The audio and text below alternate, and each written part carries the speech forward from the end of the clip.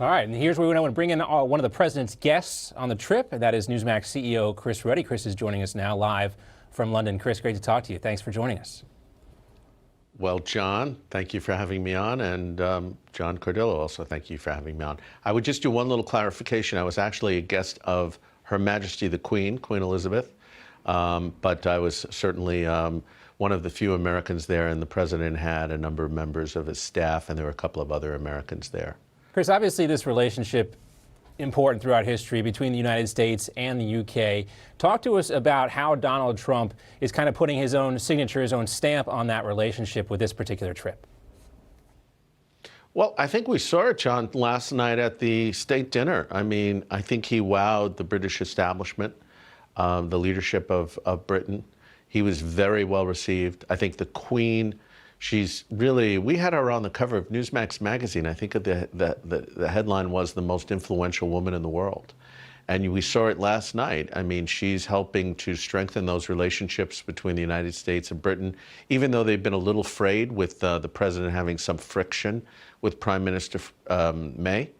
And I think the president gave a very stirring speech. I've been looking at the British media, and it's been very positive to the president.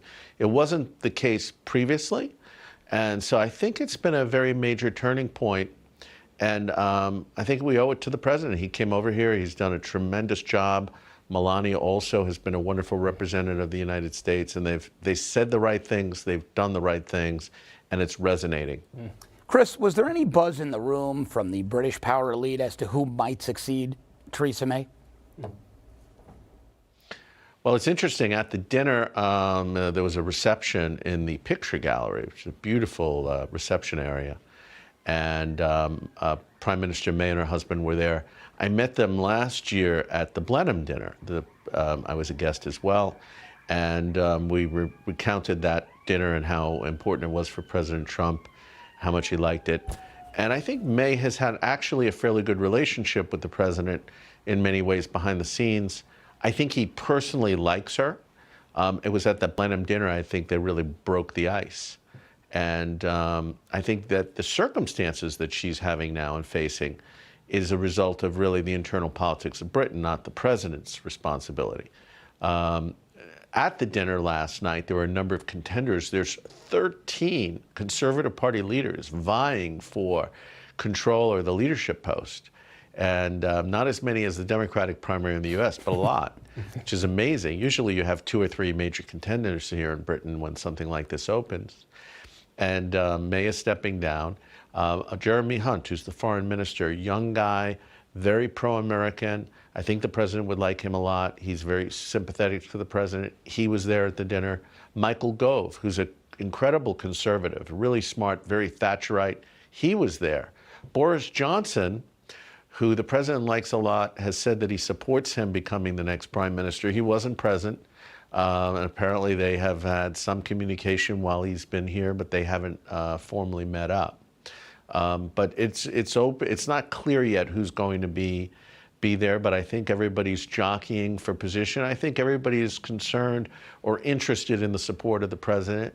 They'd like to have a good working relationship with the United States. Back to Jeremy Hunt, Chris. I think it was interesting yesterday. We heard Jeremy Hunt talk about this tweet that President Trump sent about Huawei and how President Trump, like him or not, he's having this real effect on global politics and on policies that, countries like the UK might make. They're now questioning, should they go ahead with this relationship with Huawei? Not so much we want to get down that road with the Huawei, that's a different story, but how Donald Trump, like him or not, is really having this realpolitik impact on global politics. He is upsetting the apple cart. He's turning over tables. Some people hate it. They despise it. They're angry, especially in the establishment. I think the common people, and we see this in America, the Trump base, so to speak, likes it because they feel, they're not in Washington, Hollywood, and New York. They don't seem to get the benefits that the establishment gets from those cities and areas. And he's coming in and saying, well, wait a minute, just because we did things a certain way in the past doesn't mean that we have to keep doing it. And we saw that with the recent EU elections too, right? And doesn't that also speak to why you think there's so many contenders for the prime ministership, the premiership in the UK? Is just because it's clear that, like in the United States, in the UK, the public is just, they're not happy with the status quo and they want something different. Yeah. Well, the EU elections were amazing because the Conservative Party came in fourth. They control the government right now. So it's a devastating result for the Conservative Party. That's why May's stepping down. And Nigel Farage's party, which is the Brexit Party, which people sort of disregarded him as a political sort of out there guy, he came in with first place with 33% of the vote. Yeah. Amazing result. And then we saw Le Pen's group win and beat Macron. We saw Salvini's group in Italy. We saw in places like Hungary a strong showing for the populist parties. So all across Europe, there's a sympathy, I think, for some of the things the president is doing. But, I always tell my British friends here, and I've said it at some media, I was on the BBC earlier, the president's beef is not with Britain. He loves Britain. His mother comes from Britain. I was here when he opened up the Scottish Club in 2012, and I can tell you he has emotional ties to Britain. And he feels, he has several golf courses here, a number of properties at least, and he's always felt, a tie and supports and understands the importance of that relationship. The Germans, on the other hand, and the president also counts some German ancestry, don't pay their fair share of NATO. Britain's paying its 2% commitment. America pays 4% of GDP.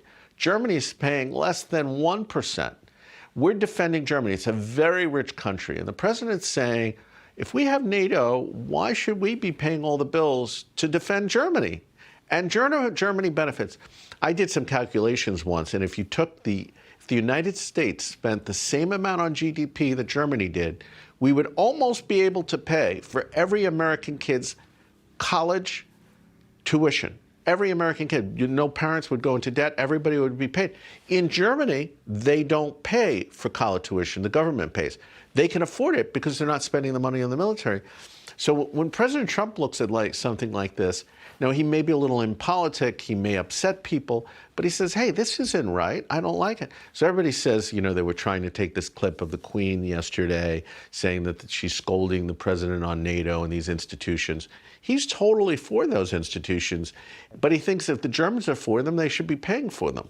Right. If you're going to reap the reward, you got to pay into the pot. Well, sure. Yeah, you do. So, Chris, let me ask you about the Queen. I mean, obviously, we know the Queen is non-political, is ceremonial, but in reality, wields a tremendous amount of weight culturally, and I would even say politically. Do you know where she comes down, who the Queen would like to see as the next Prime Minister of the UK? Any talk about that? Well, she's survived so many prime ministers and presidents and all sorts of things in the history of the last 70 years, really. She's been in power more than 70 years, I think. It's an amazing track record, and I think she's done that by not getting too much involved smartly in internal politics. She doesn't take overt political stands. But I think we saw her influence on this trip, and even the last trip when she met the president. He has tremendous respect for her. You can just see it, how their body language is. I was talking to them both last night when I came into Buckingham Palace. And I could see they liked each other. It was a genuine thing. And Melania certainly is very admiring of the Queen. And I think she has a role. Obama, when he became president, really didn't like the British. He blamed them for colonialism and all sorts of things. And the Queen and her husband, Prince Philip, reached out to Michelle Obama and her children and invited them over to spend time with them, and they got to know each other on a personal level. She smoothed over, and Obama became a great, strong friend of the British. So she's played a role like this many, many times. And so I think, and Prince Charles was there, and he's also tried to do that. It's amazing to think that, the Queen's first prime minister was actually Winston Churchill. You talked about how many prime ministers that she's, lived through. Her first one was Winston Churchill. And, here it is in 2019, the American president meeting with the Queen of England, who once upon a time, worked with the Prime Minister Churchill. It's amazing to see, how far this relationship has come.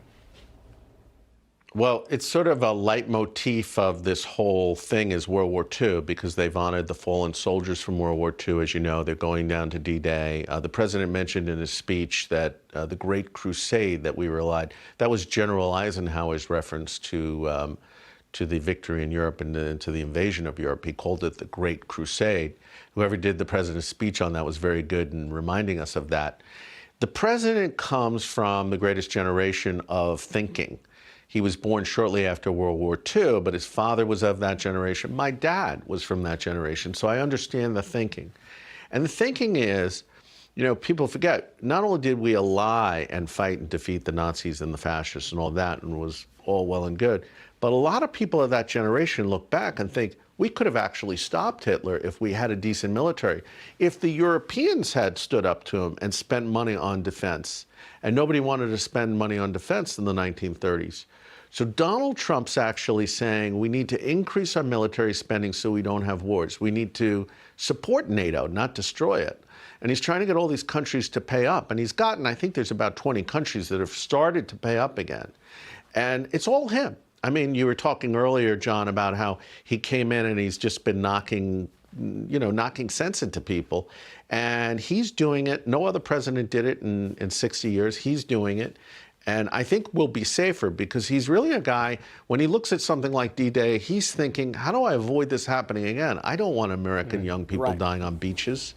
I mean, the average age of kids that died on D-Day, Normandy Beach, was 18. I mean, it was pretty shocking. I was at Pointe du Hoc. I went inside the German barricades or the German embankment where they had those huge guns positioned, and the I think it was 101st Airborne or the Rangers from Texas. They were largely stormed the cliffs of Pointe du Hoc, and they went inside. And then inside, they have a memorial to all the soldiers, and their names are very powerfully listed inside.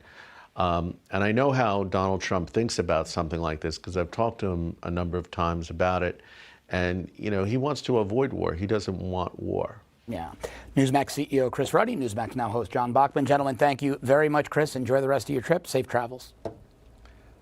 Thank you. You just watched Newsmax TV, America's fastest growing news channel, now in 65 million homes. Get Newsmax TV on all the major cable systems or go to newsmaxtv.com and click on the Find Newsmax tab to locate us. Remember, Newsmax TV, we're real news for real people.